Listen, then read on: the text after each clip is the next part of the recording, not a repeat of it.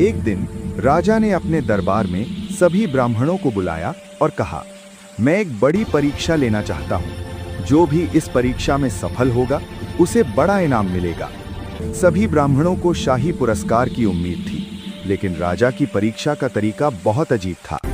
उसने सभी ब्राह्मणों से कहा कि वे उसे कुछ ऐसा बताएं जो उसे पूरी तरह से समझ में आ जाए और उसे परेशान न करे।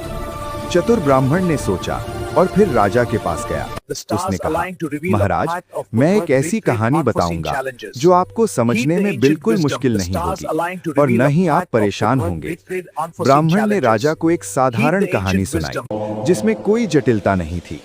राजा को कहानी समझ में आई और वो खुश हुआ। चतुर ब्राह्मण ने राजा को समझाया कि कभी भी अपनी ताकत का गलत इस्तेमाल नहीं करना चाहिए और समझदारी से निर्णय लेना चाहिए।